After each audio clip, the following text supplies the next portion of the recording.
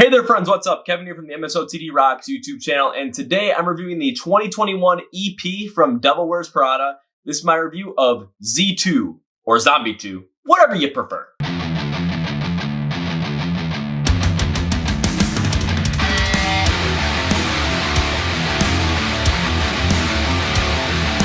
Before we get started though, please follow MSOTD Rocks on places like Facebook, Twitter, and Instagram. We post the 30-second song that they feature on all those platforms for you getting to know with what's upcoming in rock and metal today, plus with what's big as well, just expand your musical horizons. We also post many different questions, and we post about any announcements that come out with YouTube videos, podcast videos, anything of the sort is all posted on all three of those platforms. Plus, we ask you questions and connect with you.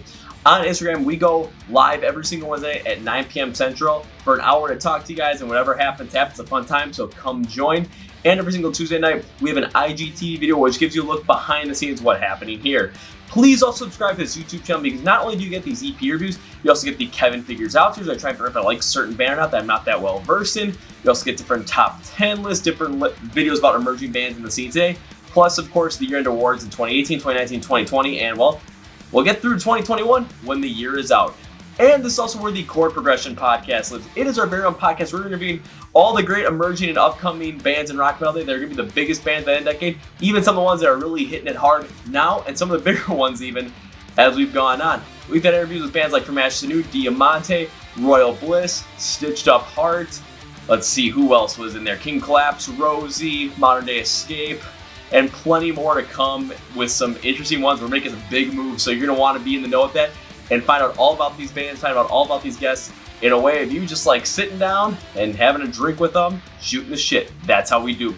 You can watch all the episodes right here on this YouTube channel, or you can subscribe on Spotify Podcast or iHeart Radio. Link description below for everything, so like, share, subscribe, tell your friends, tell your neighbor, tell your dad. Let's go.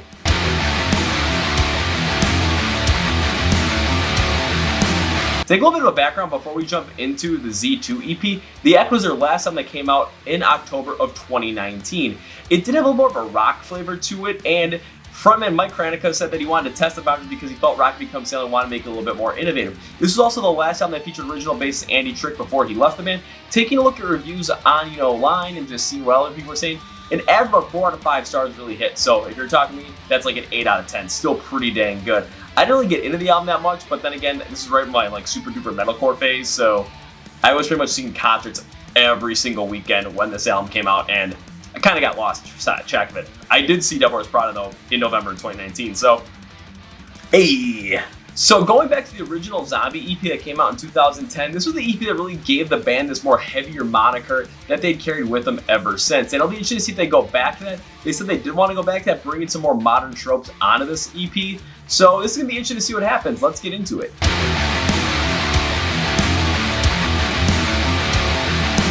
Take a look at the comps to construction instrumentation on this EP. The band said they want to bring back some of the heavier sound from the original Zombie EP, along with some modern influences, again, give it a little bit more of a modern update.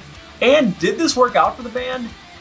It's kind of half and half, yes and no. So where this worked out for them is especially on some of these tracks that had that heavier backing to them, which of course that was going to be what you're going to get on this EP. But the ones that had a little more of these dynamic transitions, dynamic pacings, a little bit more of a variation between them were the ones that really stood out to me in my opinion. And this is because the contrast really kept the heaviness of these songs heavy, but the lighter aspects then stand out to create this more dynamic flow that you want to revisit these songs over and over again as time goes on. Looking at Forlorn for an example, it does have this more electronic metalcore style to it, but the way the guitar works really amps up the pace overall and really gives it more of this high energy kind of feel. Similar to like if Devil Wears Prada, again, they're influenced kind of by Fever 333 at this point, and I really did like it because it kept more of a dynamic, energetic flow. But the choruses do drop back with a piano sound and softer drumming, but it's the fact this contrast is really standoutish and really well done that makes this song as good as it is.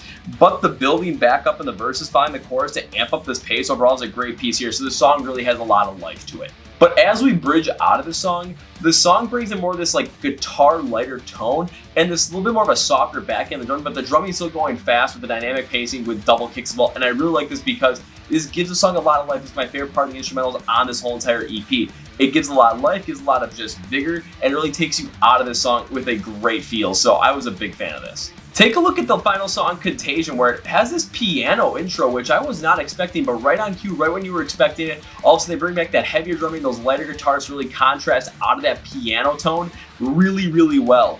And in the second verse, they say, fuck the lighter sound, and they go all heavy with the contrast. And I'm just like, yes, this is where you really need to be on this one. It was awesome. But it's really how they go into the pre-chorus with this heavier, more visceral kind of style. But then when they get to the chorus, they exit out of the chorus. It has this more flowy, melodic, more electronic style to it. It really gives this song its whole entire wavy feel, like we're really riding the wave on this one. And I really did enjoy it. This is where the instrumentals really work. But where the instrumentals really didn't work on this one was where the heaviness really just felt like it was forced. And what I mean by that is it felt like some of these songs just were heavy for the sake of being heavy. This was because when I put on some of these songs, I thought, you know what, the ones that are heavy for the sake of being heavy, if I listen without really looking at much substance, I can enjoy them. I want to get into a mosh pit with those and go crazy. But when I dive deep into them, it just feels like, you know, they're just there because they want to appease some of the people that really looked into that 2010 EP and want to bring back some of that heaviness, but just kept it less dynamic just to really be like, we're heavy once again.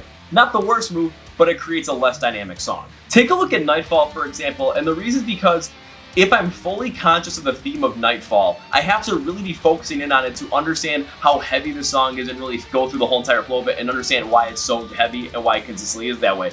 If that's the case, this song has a lot of life to it, a lot of power, and I'm a big fan of it. But if I'm not conscious of that theme throughout the whole entire thing, I get lost really easily. It is something that's just kind of weird, but it does do a drawback for listening to this song. Then there's Termination, which I thought heavy for the sake of heavy. This is the poster child for it. The song stays heavy throughout, and while it's fine, a few of the breakaways that could have been more pronounced really could have made the song more that dynamic feel and really made it stand out in my opinion. The drums in the pre-chorus have this more fill style versus what the consistent verses have, but the chorus just kind of goes back to that same style where the guitars keep rolling along, just keep chugging along again, heavy for the sake of heavy, where that transitional piece in the pre-chorus fails to really stand out.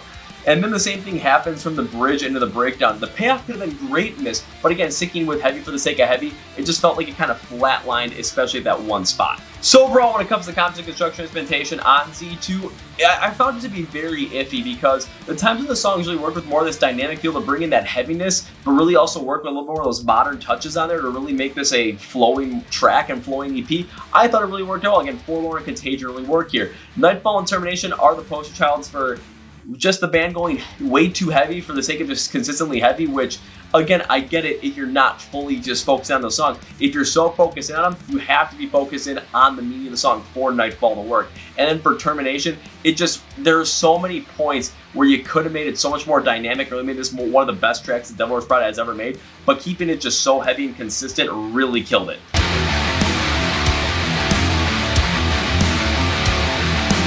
Now time to go with the vocals for Z2. When I looked at Mike's vocals on this, what I saw in the composite construction instrumentation, where there's things I liked and things I didn't like, it really kind of felt the same here with Mike, but in a little bit different ways. Let me explain. The real biggest issue I had with this was when they layered clean and unclean vocals over and under each other. So clean on top, unclean on the bottom. For the most part, what this had a huge problem with was it just really oversaturated the song. It really made it have more of a messy feel to it. Not like with Ice Nine Kills when they had Justin Timberlake in the band with the unclean screams and him and Spencer kind of doing the exact same thing.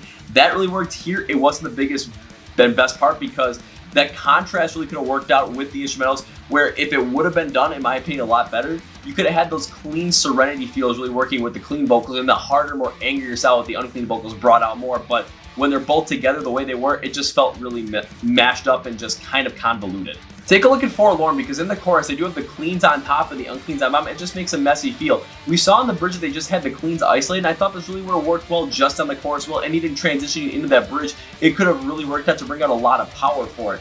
But in the end, again, the power of contrast, they were really trying to go for on this one. I understand it, but it just really came out with a messy feel. And then go to Nora, because in the verse, I actually like what Mike did with the clean vocals, because they kind of sound like the wind got knocked out of them. It gives more of this breathy, more like just exhausted quality, and I really did enjoy where this was going.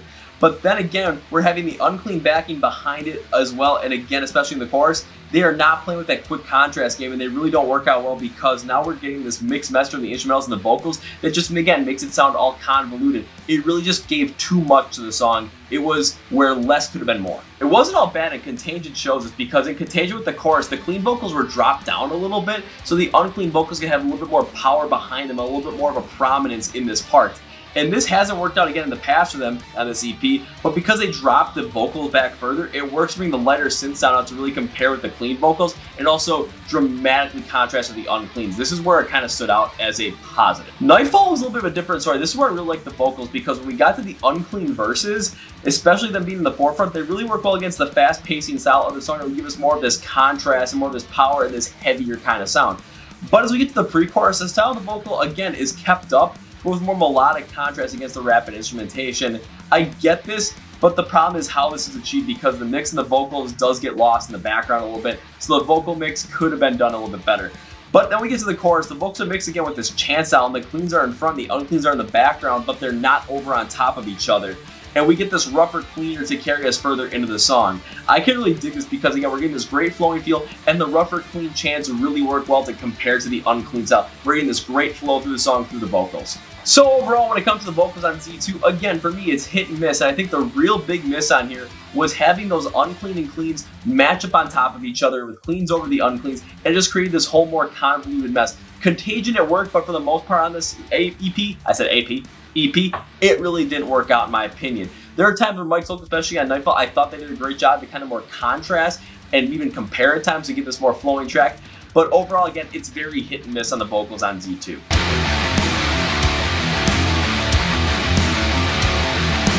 So now to the themes and styles of Z2. When I looked at the main theme of the album, I kind of came up with the fact that it's taking a look at society where a lot of people are just modern zombies to the point where they're not really thinking for themselves, and they're so focused in on what other people are thinking about, just follow along a certain path. Kind of like that Cards Against Humanity card where it says, go to college, get a job, get married, have some kids, buy some shit, move to Florida, and die, and just don't really deviate from that plan. It kind of just is focusing on keeping your mind in this box, and I totally understand that, because that is definitely a prevalent thing that we're seeing in America and across the world, especially with how people are being treated and people are treating the coronavirus pandemic. Take a look at Nightfall. I really think the meme behind this one is the thought of being overtaken by an idea or entity, and let's use national government for example. I think it kind of talks about corruption and that fact that it will consume us unless we stand up against it and stop it. So it's kind of like the Nightfall coming to overtake us. Take a look at Forlorn. I think this one really speaks to how the fact that, especially with larger entities like a government, like something that has heavier influence, that they're going to use different tragedies in order to prey upon the people that they end up either governing or people that are supporting, because they have a chance to just really take part of that, and they really want to shine a light on why that's happening. Now when it comes to Contagion, I think this song really takes a look at the fact that governments and elites really look at their citizens kind of sometimes as a plague on top of themselves. And this is where the middle class and working class are struggling to keep up with the elites, are constantly changing the game in order to prevent us from really going forward. Kind of like a Dick Dastardly from Wacky Races, but actually succeeding. And when it comes to if these styles really work with the themes, again, it's hit and miss. When the songs have more of this dynamic feel to them, they really give more substance to these themes and more of a rise up against them, more of a notice them, and more take action against them. And I really do get behind that. But when you have the songs with the heaviness for the sake of heaviness, it's really hard to understand where the sound is going. It just kind of drives you forward mindlessly like a zombie, where I think the EP is trying to get you to recognize that this is happening. It's divert against that. Again, Nightfall is the biggest example of this, where when you just listen to the song normally, it just focuses you in this certain box like a zombie. But if you're really conscious of the theme, it has a much more grander sound to it. So it's really odd the way you look at it, but again, it's for this one, it's still hit and miss. So for this whole entire album so far, everything seems to be hit and miss.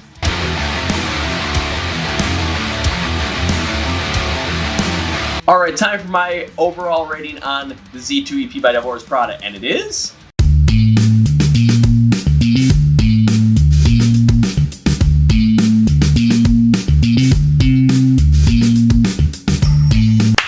I'm going to give the Z2 EP a 4.5 out of 10.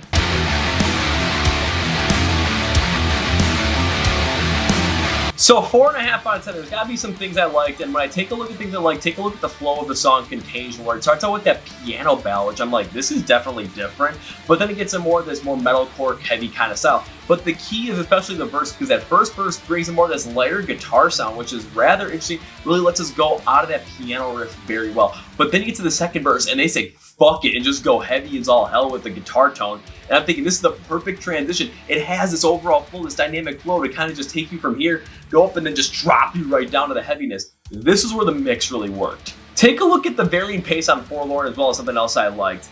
The song opens with this heavy electronic metalcore feel, but the guitars really drive overall the pace and the energy of the song. And as we dive into the verse again, the distortion with the Fever 333 sound guitar, man, it just gives us more energy, it's more electronic feel to it, but also working with the heaviness that they want. But the chorus drops back with the piano sound and softer drumming, but it is the fact that the contrast is great that allows the song to stand out. But then building back up into the verses, following the chorus to amp up the pace, again, is a great piece that gives this song a whole lot of life to work off of. So there's got to be some things about this EP that I just like to give it a 4.5 out of 10. And again, it's the layering of clean and unclean vocals on top of each other really didn't work out that well because it created more of this hodgepodge mess where it really didn't let the song flow dynamically. It felt like one was holding back the other, where if the cleans could really contrast it or really compare to the more melodic style, the uncleans really just pulled it back, really didn't let that part stand out. But the uncleans could have been contrasting and comparing as well, but the cleans also prevent that from happening. It just created a mess, really messed with the overall flow of these songs. Also, one thing I didn't like about this EP was the fact that I thought they went heavy for the sake of just being heavy on a couple of these songs. Termination is the prime example, is because when I listened to it up front, I did like it. I wanted to jump into a mosh pit when they play this, really trying to go deep dive into it, really get into the substance of the song. It felt like it was just heavy for that basis.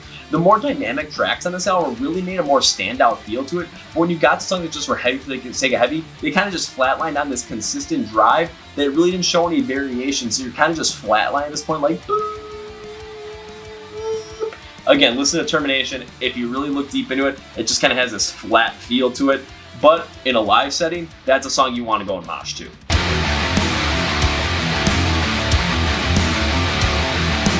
Okay, time for my final thought on the Z2 EP. And when Devil Wears Prada said they were bringing in some of the heavier sounds, more of that modern influence in there to really just give it a fresher feel, I was excited to see what this EP was going to bring. And again, they did hit on it at points with a song like Forlorn, where I thought they brought in the heaviness and messed in with some of those more like Fever 333, Rage Against the Machine inspirations, and it really created a great feel. Plus, Contagion had this great overall flow with the piano sound, and then the heavier backing with the lighter guitar work in the first verse, and then the same heavy backing, but the guitar tone really going down the second verse really did work out well. But of course, there were things I didn't like, especially with the vocals. Again, the cleans over the uncleans and a lot of the parts of the choruses and the verses really created more of this hodgepodge mess of sound that I really didn't get into. It forced the contrast and the comparisons to get really muddled, and again, less would have been more there. Also, at times with songs like Termination, they weren't just heavy for the sake of heavy. Nightfall, I couldn't even get into the theme unless I'm so focused into it. That song is really good if you're so focused into it, but for me, wasn't the thing. Now, when it comes down to getting people in Devil Wears Prada, I think if you're really into the band, when it comes to this EP, you're going to get a lot of what you wanted.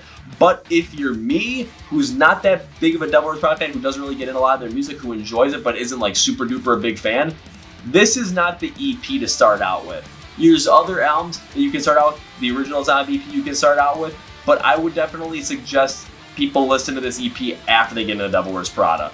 So this isn't going to necessarily bring in a lot of new fans unless they start off somewhere else. That's my opinion on this one.